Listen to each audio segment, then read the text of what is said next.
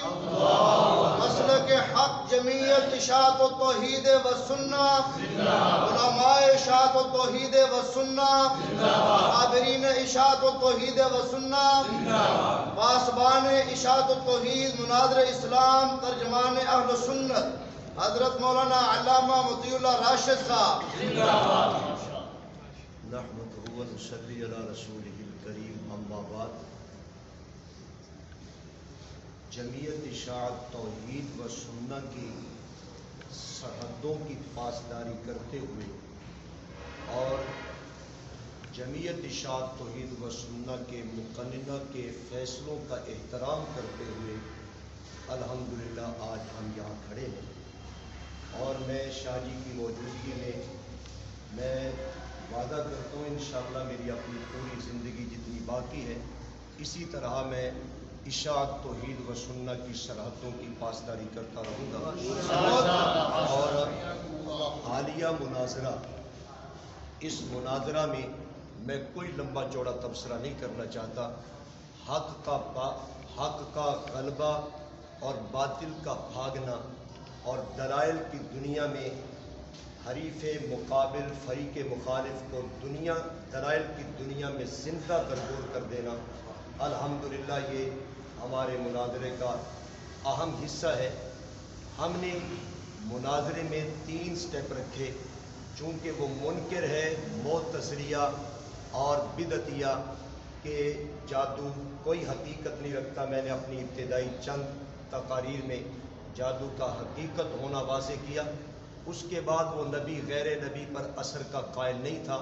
میں نے دلائل کے ساتھ چند ایک آدھ تقریریں نبی غیر نبی پر واضح کی، اور آخری جو تقاریر ہماری کافی چلتی رہیں وہ میں نے الحمدللہ دلائل کے ساتھ اپنے مسلک اشاعت کو اور اہل و سنت کے نظریے کو ڈنکے کی چوٹ پر الحمدللہ واضح کیا۔ یہ غلبہ صرف میرا نہیں ہے، پوری جماعت کا غلبہ ہے۔ اور آخر میں یہ میں بات کہنا چاہتا ہوں کہ تمام باطل فرقے اور خصوصاً وہ لوگ اشاعت توحید و سنہ کی جو صفوں میں منافق بن کر اپنا کردار ادا کرنا چاہتے ہیں، اور وہ کبھی بھول کر بھی اہل حق علماء کرام کو، توحید و سنت کے جان بازوں کو اور اشاعتی شیروں کو مت للکاریں، ورنہ یاد رکھیے ہم دلائل کی دنیا میں تمہیں زندہ درگور کر دیں گے، اور وقت وہ پہنچ جائے گا جب تمہارا جنازہ نکلے گا تمہیں اپنے بھی پہچاننے سے انکار کر دیں گے۔ انشاءاللہ ہم للکار ہے، للکار ہے، للکار ہے، للکار ہے، للکار ہے، للکار ہے۔ ہم اپنی ساری زندگی توحید و سنت کے لیے وقف رکھتے ہیں۔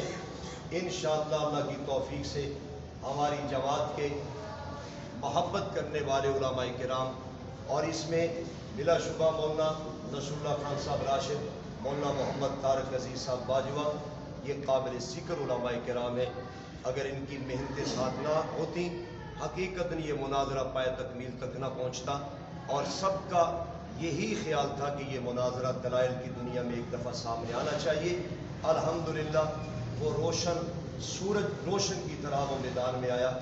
ہم دیکھو، حالانکہ ہمارے احباب نے مناظرہ کچھ دیر تک محفوظ رکھ کے اسپاٹ کیا ہے، لیکن جیسے یہ منظر عام پر آیا اور یہ مناظرہ فیس بک اور یوٹیوب پہ چلا، بڑے بڑے دور دراز علاقوں سے مجھے فون آنے لگے، اور ہر صوبے سے مجھے فون آئے، اور یہاں تک کہ مجھے دیوبند سے بھی فون آیا، اور وہاں کے حکاش نے مجھے یہ بات کہی۔